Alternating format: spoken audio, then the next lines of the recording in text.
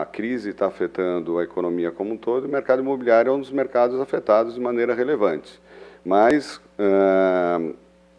as oportunidades existem, não são poucas, né? E, assim, uma das oportunidades que eu poderia destacar são as oportunidades relacionadas ao segmento de crédito imobiliário.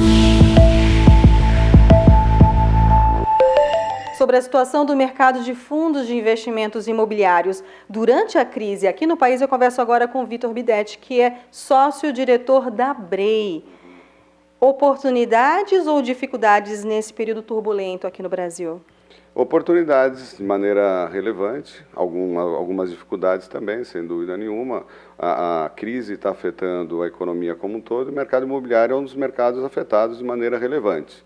Mas as oportunidades existem, não são poucas, né? E, assim, uma das oportunidades que eu poderia destacar são as oportunidades relacionadas ao segmento de crédito imobiliário. O mercado de capitais, que é o mercado que eu represento, e fiz parte do desenvolvimento de maneira importante, tanto da indústria de fundos imobiliários quanto da indústria de securitização imobiliária. O mercado financeiro tradicional de crédito imobiliário, ele nesse momento se retraiu bastante em função da complexidade do ambiente, né? O ambiente de crédito, de um modo geral, está mais complexo, os bancos tradicionais estão mais retraídos, e uma alternativa para os incorporadores, para os empresários do setor, sem dúvida nenhuma, é o mercado de capitais. O mercado de capitais, nesse momento, se apresenta como uma alternativa, e nós aqui na BREI, por exemplo, estamos nesse momento desenvolvendo uma série de produtos para atender essa demanda, uma demanda importante que está desatendida, de certa maneira, do mercado financeiro tradicional. A gente tem aqui desenvolvido alguns fundos para apoiar os empresários do setor, principalmente com operações de crédito. Crédito tradicional, financiamento à produção, com foco no setor residencial.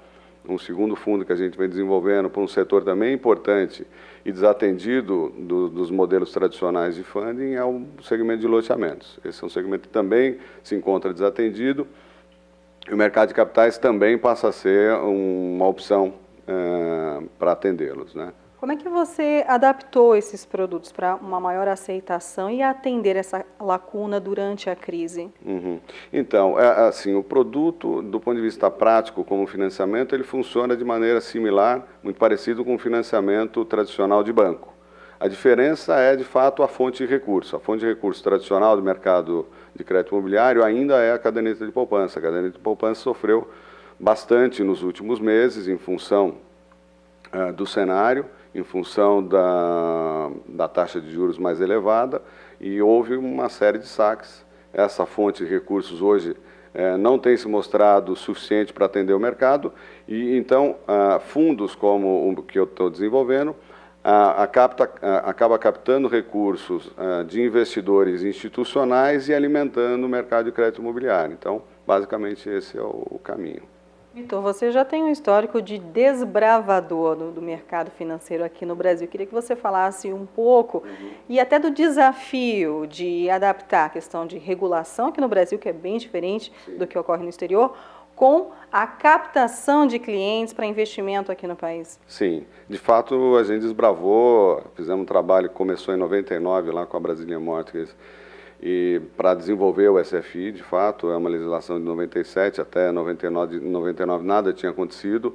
A gente desenvolveu a indústria de fundo imobiliário, fizemos o primeiro, a indústria de securitização também, e a gente foi desenvolvendo isso de maneira paulatina, para nos ajudar a desenvolver a indústria de securitização, que é a indústria que faz a integração do mercado de capitais com o mercado de crédito imobiliário. A gente trouxe, no início dos anos 2000, uma parceria com o BID, o Banco Interamericano. Foi importantíssimo, porque só um banco, tipo um organismo multilateral com visão de longo prazo, que tem como mandato desenvolver mercados, e mercado de capitais é um deles, a gente pôde desenvolver esse trabalho. Foi um trabalho árduo, demorou para ser desenvolvido. Hoje as indústrias estão aí, estão estabelecidas, para que elas possam, de fato, decolar. A indústria de securitização e de fundos imobiliários, a gente precisa de condições macroeconômicas mais estáveis.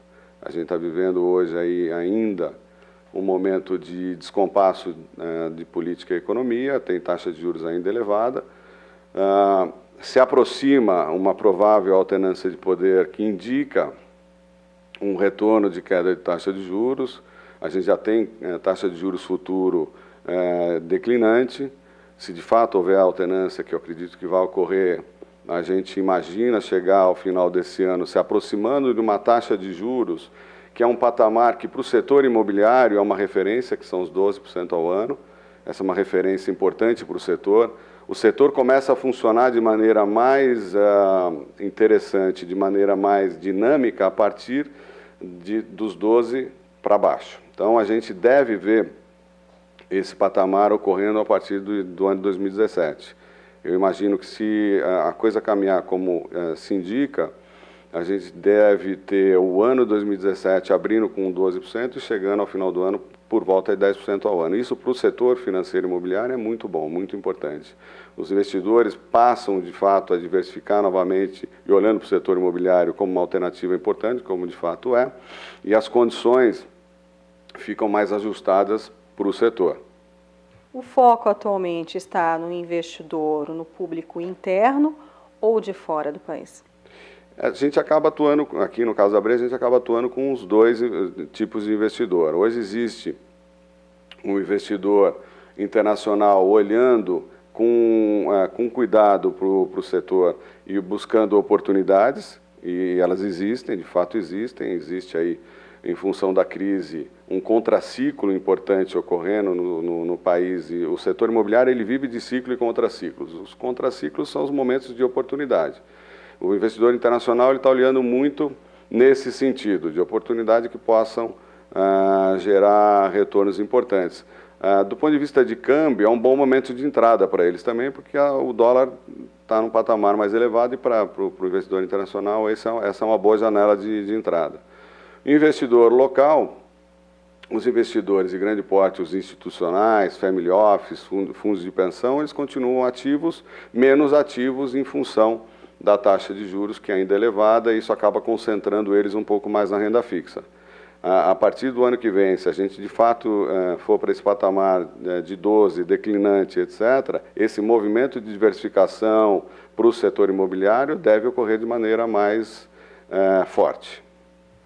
Apesar de algumas condições da economia, do mercado serem favoráveis para o investimento aqui no Brasil, como trabalhar a questão do risco político e eliminar assim, esse medo do investidor estrangeiro? O investidor estrangeiro ele está observando nesse momento com muito cuidado e atenção o que está acontecendo aqui no país. A gente vive uma crise das mais importantes no âmbito político, mas a gente está confirmando que as instituições funcionam, estão funcionando, está ocorrendo um processo que deve se confirmar de impedimento e uma alternância de poder que é saudável vindo a acontecer. Os investidores, principalmente os internacionais, esperam que isso ocorra de maneira democrática, respeitando os fundamentos das instituições, mas eles estão vendo isso de maneira positiva, porque de fato o governo atual não estava mais conseguindo desenvolver o seu papel de liderança, e no Brasil o presidencialismo depende de coalizão para poder governar. E, de fato, a presidente Dilma tinha perdido essa capacidade de governar junto com o Congresso. Então, essa mudança ela é muito bem vista, ela é esperada, e se de fato ocorrer, ela deve ser bastante positiva na leitura dos investidores de um modo geral, internacionais e locais. Vitor, muito obrigada pela sua participação aqui na Dukascop TV, viu? Muito obrigado, foi um grande prazer. Prazer é nosso. Luciene Miranda para a Dukascop TV.